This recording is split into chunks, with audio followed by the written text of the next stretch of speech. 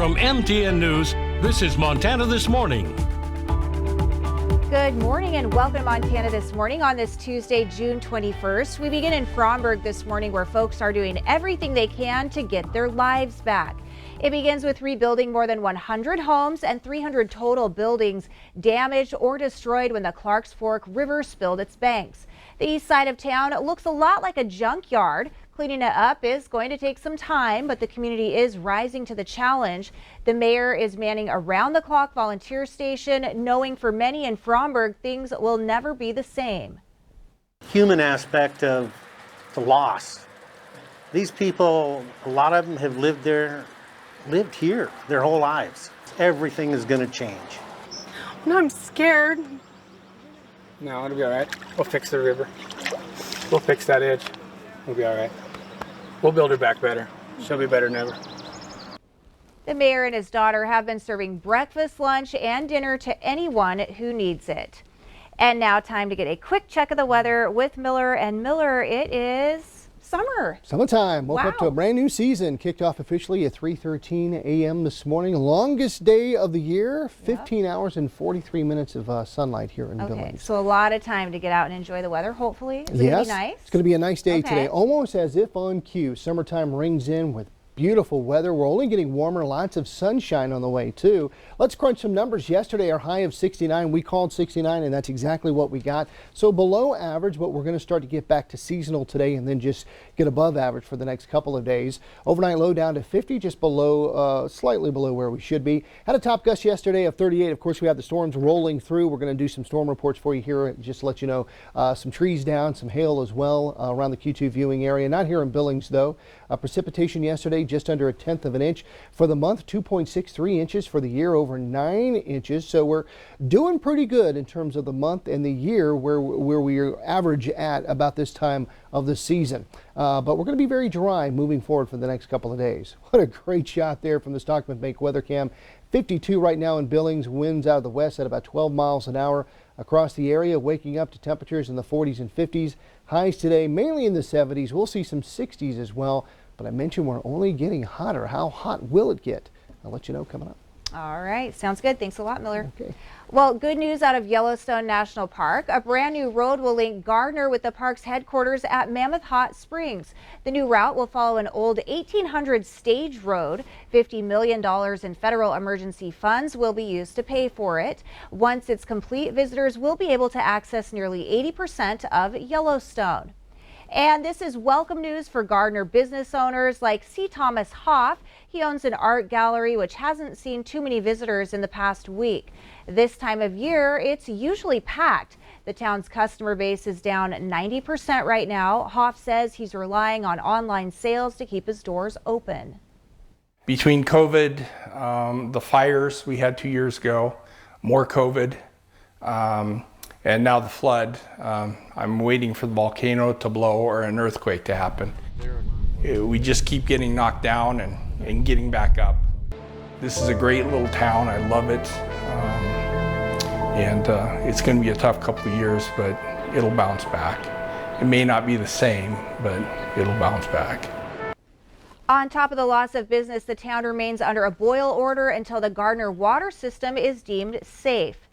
And as people in our area lose homes, a Red Lodge restaurant owner isn't shying away from losing a little bit of revenue. Q2's Haley Monaco shows us how she's coming to the rescue of her employees and the entire town. 1 week after the flooding in Red Lodge, many are trying to figure out where to go from here. That includes many employees here at Prerogative Kitchen. Nearly half of their employees lost their homes to the flooding. The floodwaters in Red Lodge turned streets into rivers and poured into homes, businesses, and any building in its path. Gina Berghoff is one of 3 owners at Prerogative Kitchen in downtown Red Lodge, which was just starting to kick off the summer rush when Rock Creek spilled its banks. The flooding left 6 of the restaurant's 15 employees homeless. One guy had to knock his way out of a window because the water was coming in with such force, and he literally lost everything. That employee was Taylor Monfort Eaton. He gave us a tour of the damage last week. I dug out a shoe from underneath the water, put it on, gave it like 3 or 4 solid kicks, and whoosh, water just started pouring in. Berghoff is now helping Monfort Eaton and her other employees with places to stay. She arranged for camper trailers to be brought in from Cody, Wyoming, and is housing her workers on her property. Which are great for temporary, but with the housing crisis, we just need permanent housing. And Prerogative Kitchen isn't just helping its employees. It offered its whole menu for free on Friday for anyone who needed it while accepting donations, raising about $1,000 for their employees. The restaurant is also a part of a gift card brigade to help businesses in town. People can donate or purchase a gift card to a business, and Berghoff will distribute those to the Red Lodge community and surrounding areas. Though Berghoff is worried about her own business, she is still doing everything possible to help those around her. Oh, you don't have a choice. You know, I mean, when you see all your friends struggling on that east side of town and, you know, they're losing their incomes, a lot of those basements that were affected were basement apartments. There's literally nowhere for people to go. You just have to pull through. In Red Lodge, Haley Monaco, MTN News. Meanwhile, one Laurel resident is thanking his lucky stars after flooding narrowly missed his home. Robert Castleberry has lived on his property for 24 years, and he's already had to build a new house once. Back in 2011, the Yellowstone flowed into his old home following an oil spill. Because of the contamination, it could not be saved.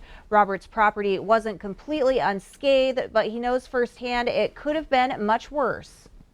Oh yeah, my garage is just all my power tools and lawnmower, riding lawnmowers, and just everything in my garage is shot because it got like 3 feet of water in it. Better my garage than my house. And this time around, Robert built his foundation a foot above the floodplain, and his lowest floor is at least 3 feet above that. And we're learning more about why a South Billings neighborhood looked like this over the weekend. Cambridge Drive was underwater after heavy rainfall. Crews were on scene trying to push the water somewhere, but last week's record Yellowstone River levels blocked the city's output from its 4-foot drain. In 2018, the river did something similar, so the city put $4 million into a gate to hold the river at bay. And we are told without it, the water could have extended to Amen Park. Our facilities are really designed around kind of that 2-year storm. We really need to be looking at being able to address a bigger storm in some areas. And Melling says the drainage should work under most storm conditions, and last week river levels are to blame.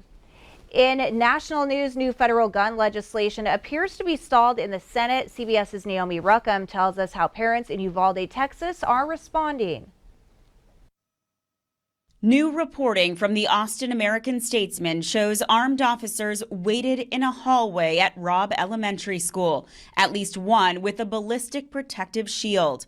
According to those reports, officers stood by for nearly an hour before stopping the gunman who killed 19 students and 2 teachers nearly a month ago.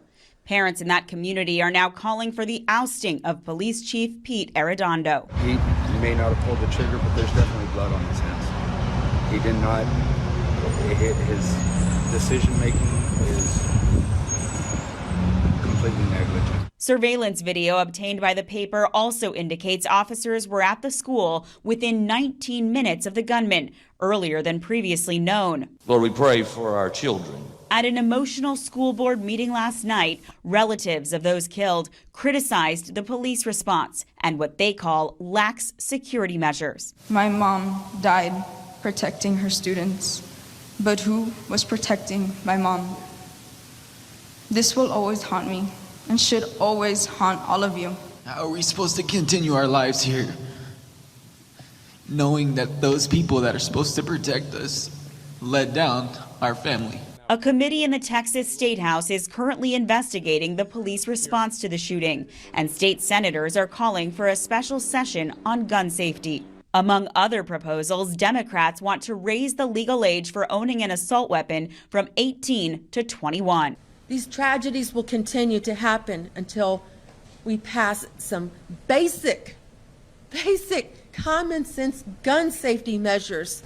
This comes as national gun reform legislation appears to be stalled in the Senate. Lawmakers had hoped to reach a deal before going on a 2-week recess for the 4th of July. Naomi Ruckham, CBS News. And now to some national headlines. President Joe Biden is looking for ways to help Americans at the pump. He says he'll make a decision by the end of the week on whether he'll push lawmakers to suspend the federal gas tax, which is an 18-cent charge on every gallon. The president is also considering sending gas rebate cards to Americans. It is unclear if either option has the political support necessary to pass Congress. But despite the gas prices, AAA is predicting a record 42 million people drive somewhere over the July 4th holiday. Just 6 million will be traveling by air, set to be the lowest number since 2011. And the Supreme Court is set to release opinions today. We are joined by reporter Joe St. George, who is live from Washington, D.C. And good morning, Joe. So tell us why today's announcement could be so historic. Hey, good morning. How are you, Diane? Yeah, good. How are you? Well, you know, first off, I think the most important thing that people waking up in Montana need to know is that we don't know if the abortion decision is going to come today. It's incredibly frustrating, Diane. The Supreme Court doesn't email Diane or Joe St. George and say, hey, today is the day we're issuing an opinion on religious freedom or guns or abortion. All they tell us in advance is that they're going to issue an opinion on something. So at 8 a.m. Montana time, 10 a.m. here in D.C., all the reporters are going to go to supremecourt.gov, and you folks at home can do the same thing that we'll be doing and hit the refresh button, and that's when these opinions will be coming out. We can show on screen where we're at, 18 pending cases. So they've got a lot of cases to rule on that don't involve abortion or guns or religious freedom, but those are the big ones. I think one of the biggest cases that's not getting a ton of attention that could impact Montana is this question of what role does prayer play in public schools? If this conservative-leaning court gives more freedoms to coaches, to teachers, to pray in public schools, that could alter the public school landscape in Montana in the months and years to come, potentially. But again, this abortion decision is really what the country's waiting on. Obviously, new restrictions would occur in Montana. Most likely, depending on the outcome of this ruling, it could force a woman in Helena or in Billings to travel down to Colorado, for instance, to have a procedure. So this is something that's going to impact a lot. I think, Diane, what I'm watching is does that draft leaked opinion from several weeks ago, does that become the law of the land? Or has something emerged, a compromise emerged behind the scenes between the liberal-leaning justices and maybe some of the moderate justices on the Supreme Court? We really won't know until we do know. What we do know on this, Diane, is that we expect these opinions to be issued before the July 4th holiday. So before the end of the next week is when I expect this to be out.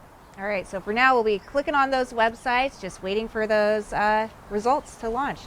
All right, well, also happening in Washington, D.C., the January 6th hearing. What might we learn today about that? Well, you know, these public hearings have attempted to peel back a layer of the onion, if you will, about that fateful day. Where I'm standing right now is where police were engaged with rioters trying to protect the Capitol back on January 6th. It was an emotional day. The first hearing really spoke to how dangerous the day really was for those here at the Capitol complex in Washington. Since then, we've heard a lot about what the White House allegedly did or did not do in the lead up to the January 6th day. Former President Donald Trump has said in recent days that it was an insurrection hoax. Obviously, Democrats and the January 6th committee disagrees very seriously with that assumption by the former president. I will say this, today we're going to be hearing from state election officials from Georgia, Arizona. They're going to talk about the pressures that they felt from Washington leaders to make changes in their own states when it comes to the results. So another layer of that onion will be peeled. But I think the big question is this changing anyone's minds? We know that there are some people waking up with us right now, Diane, who are paying attention to every single word this committee is having. But we know there are other Americans who maybe say, oh, this has become too partisan, too political, and I'm with former President Trump on this one. Is it moving the needle at all? We shall see. A final report from the January 6th committee is not expected until September. Remember, Diane, they can't charge anybody. All they can do in the end is recommend to the Department of Justice to charge people or not. Right. All right. Well, reporter Joe St. George, live from Washington, D.C. We want to thank you so much. Great info as always.